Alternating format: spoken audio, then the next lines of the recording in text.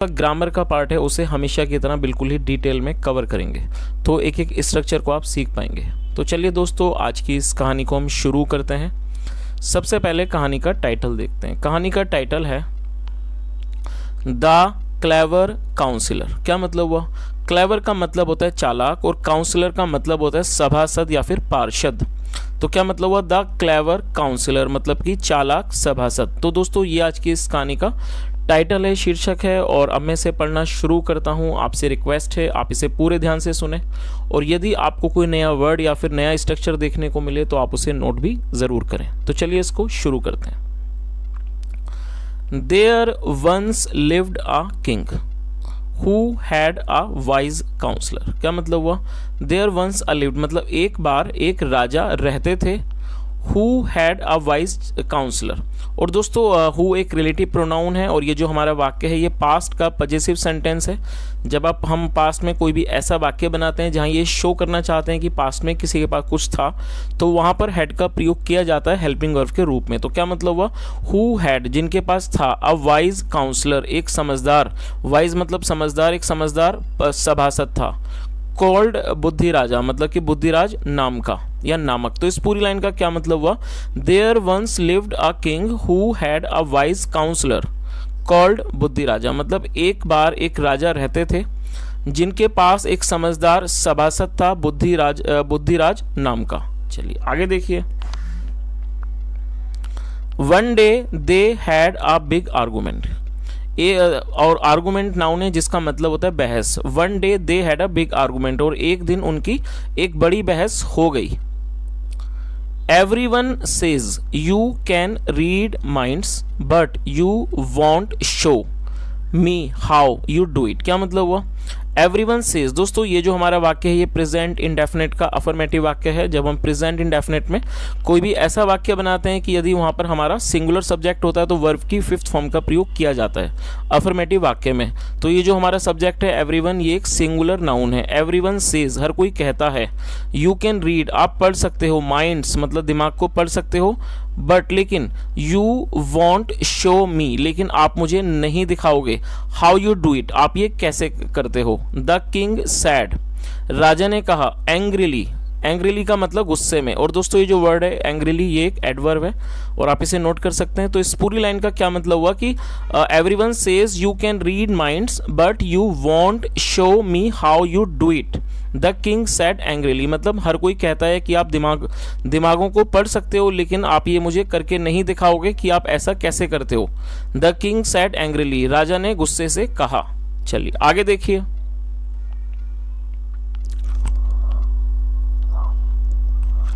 I truly can not read minds sir. क्या कहा उसने कि श्रीमान मैं वास्तव में, मैं सच में दिमागों को मतलब मन को नहीं पढ़ सकता हूं। सैड बुद्धिराज ने कहा। बुद्धिराज ने क्या कहा कि श्रीमान मैं वास्तव में, मैं सच में दिमाग को मतलब मन को नहीं पढ़ सकता हूं।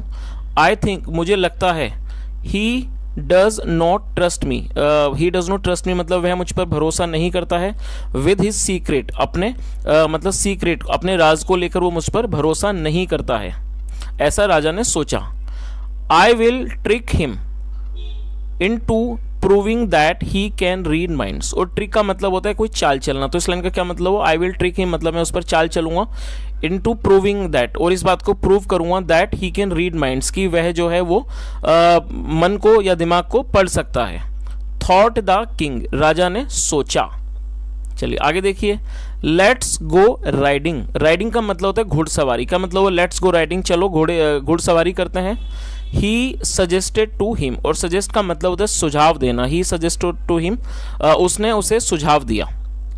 Buddhiraj and the king road into the near by forest. और जो बुद्धिराज था और वो जो राजा साहब थे वो मतलब कि सवारी करके गए। कहाँ गए? Into the near by forest एक नज़दीकी जंगल में। वेयर जहाँ दे केम अक्रॉस अ मैन और कम अक्रॉस का मतलब होता है किसी के सामने आना। Where they came across a man जहाँ मतलब उनका एक आदमी मतलब जहाँ वो एक आदमी से मिले, जहाँ उन्हें एक आदमी दिखा। चलिए आगे देखिए। Do you see that man there. क्या मतलब हुआ? और दोस्तों ये जो हमारा वाक्य है ये प्रेजेंट इंडेफिनिट का इंटरोगेटिव वाक्य है, और जब आप प्रेजेंट इंडेफिनिट में कोई भी इंटरोगेटिव वाक्य बनाना चाहते हैं तो वहाँ पर डू का प्रयोग किया जाता है हेल्पिंग वर्ब के रूप में। तो क्या मतलब हुआ, do you see that man there, मतलब क्या आप उस आदमी को वहाँ देखते हो। आस्क्ड द किंग, राजा ने पूछा। यस, हाँ, सैड बुद्धिराज, बुद्धिराज ने कहा हाँ। व्हाट डू यू थिंक, आपको क्या लगता है। ही डज, वो करता है। फॉर अ लिविंग, अपनी आजीविका के लिए, और लिविंग का मतलब होता है आजीविका। तो इस पूरी लाइन का क्या मतलब, राजा साहब ने उससे क्या पूछा, व्हाट डू यू थिंक, आपको क्या लगता है। He does for a living, की वह जो है वह अपनी आजीविका के लिए क्या करता है। ही आस्क्ड, उन्होंने पूछा। He is a carpenter, he is a carpenter मतलब वह एक कारपेंटर है। कारपेंटर का मतलब होता है लकड़ी का काम करने वाला व्यक्ति। He is a carpenter your majesty, मतलब कि महाराज। तो उस व्यक्ति ने, बुद्धिराज ने क्या जवाब दिया, ही इज अ कारपेंटर, मतलब कि वह एक बढ़ई है। योर मजेस्टी मतलब कि महाराज। बुद्धिराजा रिप्लाइड, मतलब बुद्धिराज ने जवाब दिया। चलिए आगे देखिए। And what is his name, और दोस्तों ये जो हमारा वाक्य है ये सिंपल प्रेजेंट का वाक्य है। सिंपल प्रेजेंट का मतलब है जब आप वर्तमान में कोई भी ऐसा वाक्य बनाएं जहां पर इज़-एम-आर का प्रयोग किया जाता है किसी भी हेल्पिंग वर्ब के रूप में, और साथ में कोई भी नाउन या एडजेक्टिव को लेकर वाक्य बनाया जाता है बिना किसी वर्ब का इस्तेमाल किए। इस तरह का जो वाक्य है वो सिंपल प्रेजेंट का वाक्य कहलाता है, और ये सिंपल प्रेजेंट का इंट्रोगेटिव वाक्य है। तो क्या मतलब हुआ, एंड और व्हाट इज हिज नेम, उसका नाम क्या है। द किंग आस्क्ड, राजा ने पूछा। द सेम एज माइन, क्या मतलब हुआ, द सेम एज माइन मतलब कि वही जो मेरा है। बुद्धिराज सैड, बुद्धिराज ने कहा। द काउंसलर मतलब जो था, जो सभासद था बुद्धिराज, उसने कहा। चलिए आगे देखिए। द किंग सैड, राजा ने कहा। गिव हिम सम मनी, क्या मतलब हुआ। और दोस्तों ये जो हमारा वाक्य है गिव हिम सम मनी, ये हमारा इंपेरेटिव वाक्य है। इंपेरेटिव का मतलब होता है आदेशात्मक। ऐसा कोई भी वाक्य जहाँ पर आप किसी वाक्य में ये शो करना चाहते हैं कि वो वहाँ पर आदेश दिया जा रहा है, तो इस तरह का जो वाक्य है वो इंपेरेटिव वाक्य कहलाता है, जहाँ पर किसी भी सब्जेक्ट का प्रयोग नहीं किया जाता है, डायरेक्टली वर्ब का प्रयोग किया जाता है। तो क्या मतलब हुआ, द किंग सेड, राजा ने कहा। गिव हिम सम मनी, उसे कुछ पैसे दे दो। ही लुक्स हंग्री, वो भूखा दिखता है या भूखा लगता है। He could buy some food, वह थोड़ा खाना मतलब वह खाने की वस्तु, जो खाने का सामान है वो खरीद सकता है, वह कुछ खाना खरीद सकता है। That is not necessary, necessary का मतलब है आवश्यक। दैट इज नॉट नेसेसरी मतलब ये आवश्यक नहीं है, जरूरी नहीं है। सैड बुद्धिराज, बुद्धिराज ने कहा। ही इज नॉट हंग्री, और दोस्तों यहाँ पर इसको शॉर्ट में लिखा गया है और ये इज है, इसका मतलब ही इज नॉट हंग्री, वह भूखा नहीं है। चलिए आगे देखिए। He has just eaten some sweets, और दोस्तों ये जो हमारा वाक्य है ये प्रेजेंट परफेक्ट का वाक्य है। जब किसी भी वाक्य में हैज़ या हैव का प्रयोग किया जाता है, जैसा यहाँ किया गया हेल्पिंग वर्ब के रूप में, और साथ में वर्ब की थर्ड फॉर्म का प्रयोग किया जाता है, तो इस तरह का जो वाक्य है वो प्रेजेंट परफेक्ट का वाक्य कहलाता है। तो क्या मतलब हुआ, he has just eaten some sweets मतलब उसने अभी, मतलब जस्ट मतलब अभी ही उसने कुछ मिठाइयाँ खाई हैं। यू अपीयर टू नो, मतलब अपीयर का मतलब होता है लगना या फिर प्रतीत होना। You appear to know a lot about a stranger, और दोस्तों स्ट्रेंजर का मतलब होता है अजनबी। द किंग सेड, राजा ने कहा। तो इस पूरी लाइन का क्या मतलब हुआ, यू अपीयर ऐसा मतलब ऐसा लगता है, यू अपीयर टू नो मतलब ऐसा लगता है आप जानते हो, अ लॉट अबाउट अ स्ट्रेंजर एक अजनबी के बारे में। तो इस पूरी लाइन का क्या मतलब हुआ, राजा ने क्या कहा कि ऐसा लगता है कि मतलब कि आप ऐसा प्रतीत होता है कि आप मतलब काफ़ी कुछ जानते हो एक अजनबी के बारे में, ऐसा राजा साहब ने कहा। नाउ अब लेट्स आस्क हिम मतलब आओ अब उससे पूछते हैं, एंड सी और देखते हैं, इफ यू आर राइट कि क्या आप ठीक हो या क्या आप सही हो। चलिए आगे देखिए। They rode up to the man मतलब वह उसके पास घुड़सवारी करके गए। एंड द किंग आस्क्ड और राजा ने पूछा, आर यू अ कारपेंटर। और दोस्तों ये जो हमारा वाक्य है ये भी हमारा सिंपल प्रेजेंट का वाक्य है, जहाँ जैसा मैंने आपको बताया कि जब आप प्रेजेंट में कोई भी ऐसा वाक्य बनाते हैं जहाँ पर इज़-एम-आर का प्रयोग किया जाता है हेल्पिंग वर्ब के रूप में कोई भी नाउन या एडजेक्टिव को लेके, इस तरह का जो वाक्य है वो सिंपल प्रेजेंट का वाक्य कहलाता है, जहाँ किसी भी प्रकार की वर्ब का यूज़ नहीं किया जाता है। और ये हमारा इंट्रोगेटिव का वाक्य है, तो यहाँ पर हेल्पिंग वर्ब को आगे लिखा गया है, are you a carpenter. Named Buddhiraja. तो राजा ने क्या पूछा, are you a carpenter named Buddhiraj, मतलब क्या आप एक बढ़ई हो बुद्धिराज नाम के। And have you just eaten some sweets. और दोस्तों ये हमारा प्रेजेंट परफेक्ट का इंटरोगेटिव वाक्य है। जब आप प्रेजेंट परफेक्ट में इंटरोगेटिव वाक्य बनाना चाहेंगे तो वहां पर हेल्पिंग वर्ब को आगे लिखा जाता है और सब्जेक्ट उसके बाद वर्ब की थर्ड फॉर्म। तो क्या मतलब हुआ, and have you just eaten some sweets, और क्या आपने मतलब अभी कुछ मिठाइयाँ खाई हैं, ऐसा राजा साहब ने पूछा।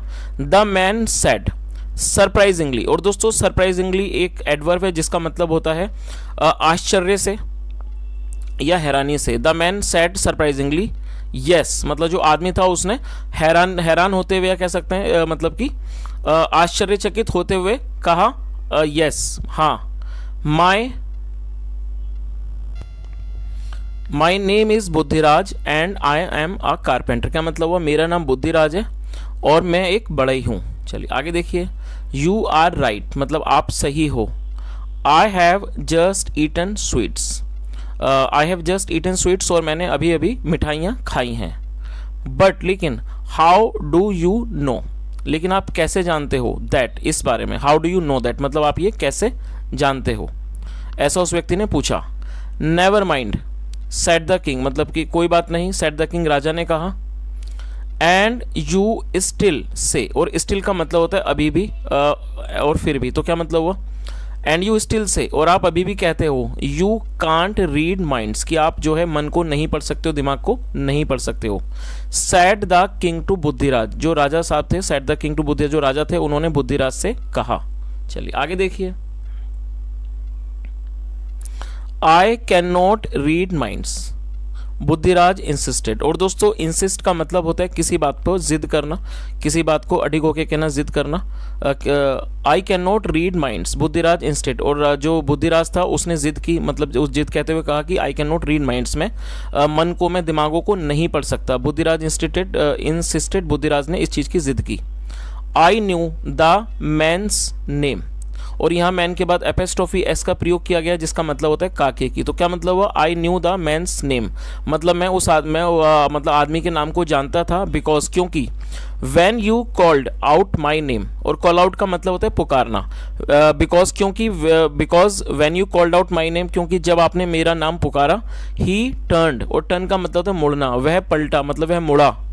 अराउंड, मतलब वह पीछे पलटा।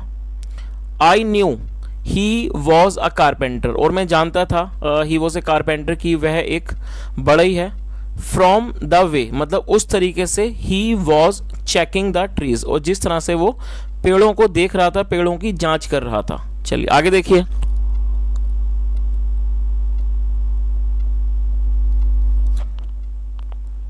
To see if the wood was hard, और ये देखने के लिए द वुड वॉज हार्ड, की जो वुड है, मतलब की जो लकड़ी है, वॉज हार्ड, वो सख्त है। तो दोस्तों यहाँ तक आपको कहानी अच्छे से समझ में आ गई होगी। जो बुद्धि राजा था उसने राजा की सारी बातों का जवाब दे दिया कि मुझे ऐसे पता लगा कि जब आपने मतलब कि मेरा नाम पुकारा तो वो जो व्यक्ति था वो पलटा, तो इससे मुझे पता लगा कि उसका ये बुद्धिराज नाम है। और जिस तरीके से वो उन मतलब पेड़ों को देख रहा था, पेड़ों की जांच कर रहा था, उस चीज़ उनको देखने के लिए कि वो कितने सख्त हैं, उससे मुझे अंदाज़ा हुआ कि वो एक कारपेंटर है, मतलब बड़ा ही है। आगे देखिए, एज फॉर द स्वीट्स, और जहाँ तक मिठाइयों का सवाल है, देयर वर सम फ्लाइज, और फ्लाइज का मतलब मक्खियाँ। There were some flies buzzing around, और बज का मतलब होता है भिन भिनाना। There were some flies buzzing around, मतलब कुछ जो मक्खियाँ हैं वो भिन बना रही थी। अराउंड हिज माउथ, उसके मुंह के आसपास। द किंग वॉज इम्प्रेस्ड, और दोस्तों इम्प्रेस का मतलब होता है प्रभावित होना। द किंग वॉज इम्प्रेस्ड, तो जो राजा थे वो प्रभावित हो गए। चलिए दोस्तों, अब इस कहानी का जो मॉरल है वो भी एक बार देख लेते हैं। इस कहानी का मॉरल क्या है? Observe your surroundings to develop common sense. क्या मतलब हुआ दोस्तों? ऑब्जर्व एक वर्ब है। ऑब्जर्व का मतलब होता है किसी चीज़ को निहारना, किसी चीज़ का अवलोकन करना, ध्यान से देखना, उससे ऑब्जर्व कहा जाता है। और सराउंडिंग्स का मतलब होता है हमारे आसपास का वातावरण, हमारे आसपास की चीज़ें। तो क्या मतलब हुआ? ऑब्जर्व योर सराउंडिंग्स, मतलब कि अपनी आसपास की चीज़ों का अवलोकन करो, उसे ध्यान से देखो।